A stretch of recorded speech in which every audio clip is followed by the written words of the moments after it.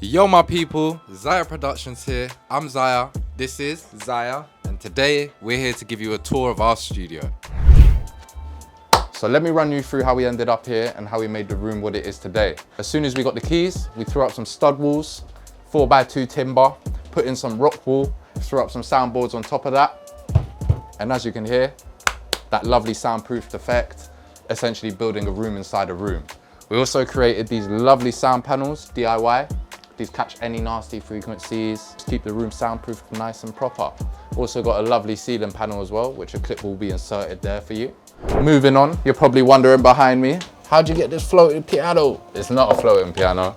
We just took the face of a piano, built an underlay, chucked my electric keyboard in there. We're just using that at the moment as my MIDI keyboard. It just looks cool, aesthetically pleasing, and gives a nice touch to the room. If you're wondering where we got our desks from, DIY, built by us. So most of the stuff in here is built by us. You probably wouldn't be able to find it on the internet or buy it. You can go build one yourselves if you get inspired.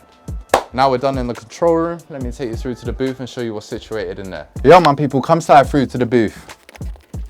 So this is the booth. As you can see, not much to see. However, it gives you an idea of the space we've got to work with. We can fit, a drummer, a couple guitarists, like a little mini band. If you book in with us via our website for like a solo session, you'll be standing here recording with the Neumann U87. This is a vintage one, 1970s model, I believe. I'll leave all the specifications in the description. DT700 Pro X's, we use those for tracking, great headphones. If you don't like the Neumann and the sound of that on your voice, which I'm sure you will, in this safe down here, we have plenty more microphones, AT4050, SM7B, and a range of other microphones as well for you to choose from. And don't mind the DJ stuff there, DJ's booth soon coming. As you can see through the window, this is where I will be talking to my clients, guiding them through the session, or they'll be telling me where they want me to stop and pause the beat at certain places in the song. As you can see, this is the booth, and let me run you through to my desk. Yo my people, so let's get straight into it. I'm gonna start with the centerpiece of my studio, which is the Mac. And this is a 2015 Mac, 5K Retina. I believe it's 4 gigahertz, i7, 16 gigs of RAM. It was like the top model at its time, but obviously 10 years old, it's getting on now. Soon I'll be going for an upgrade, but it never fails me and always does the job. Great machine. Moving on to the next centerpiece, the interface. And I'm using a UAD Apollo X8.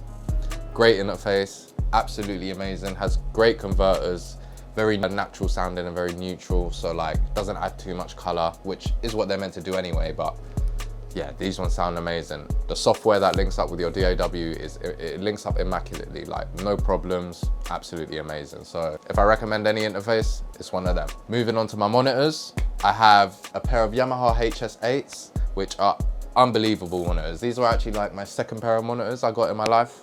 They push that mid-range so well, that vocal, you can really hear it with the HS8s, and it makes mixing vocals like not an easy task, but a pleasant task because it really pushes them frequencies out. Moving on to Adam Audio's A77Xs to be precise.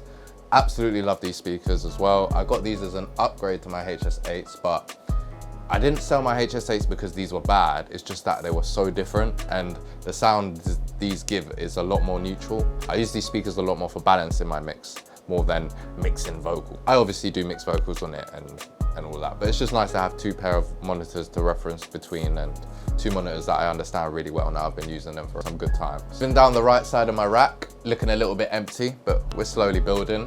At the moment, I've got a Focusrite Claret 8 Pre in this side, which I'm planning to hand over to my brother. He's going to use it for the podcast, as I want to get another X8, and it's a lovely machine. It does the job if you're looking for something that's like intermediate level. It's a great machine. Underneath that, we got a 1073 DPA, Neve, AMS Neve, I believe. Everyone knows about the 1073. Great color, warm sound, it makes some of the best preamps. It's a DPA, so it's a dual channel preamp, which means I've got two preamps, 2 channels, plug up 2 microphones, get 2 amazing quality recordings. So yeah, can't complain, not much more to say about that. Moving on, the wonderful compressors. This is a WA76 and a WA28. It's an 1176 clone and a LA2A clone. Both amazing compressors. I absolutely love the 1176. Bit more versatile. Use it for drums and vocals, an array of stuff, more stuff than I use the LA2A for. I strictly use the LA2A for vocals. Can be used for more things, but it's just what I lean towards using it for. And I really love the soothing sound the LA2A gives. The softwares I be using are Logic. I'm a Logic person. Logic Pro X is my main software. There's an 11 now, so looking to be moving on to the 11. I haven't updated yet. Right here, this is my XLR patch bay. This is actually what links up my booth. So I can have 4 returns or 16 inputs. Great little machine, helps with cable management. And on top of that, we have my turntable, mainly used for sampling, beat making, not much else. That's what I've got situated on my desk for my workflow, peeps. Hope you enjoyed it. Now Ziah's done with the music side, I'm gonna take you to the media side. Let's get straight into it. First off, we've got a NAS, and if you don't know what a NAS is, it's a networking system. It basically allows me and my brother to save all our files onto one shared thing where he can grab all my save stuff and I can grab all his save stuff. It really helps because he works with iMac and I work with PC. So the difference, we haven't got nothing like AirDrop or anything like that. So this is really big hand. It makes workflow 10/10 and it backs all your files up so it's safe and sound. We're planning to get another one in here, another 60 terabytes, so the backup is backed up, which sounds crazy and is crazy. And once you see it, guys, you're gonna be like, bruv, this ain't a studio anymore. It's a media site. Moving on. My custom built PC. Absolutely bad boy PC. Let's get right into details. I'm gonna leave the specs on the screen because I might forget a few, but NVIDIA 4080 Super, which is the 16GB graphic card, Ryzen 9 7900, which is the 4.7 GHz, 128GB of DDR5 RAM, MSI 670 Tomahawk motherboard, fully water cooled from CPU to GPU, which I believe this PC is every editor's and gaming guy's dream. Under heavy load, such as 3D graphic, rendering out 3D graphics while you're working on a Premiere Pro project, it runs at 30 degrees. Anyone will know that is immaculate.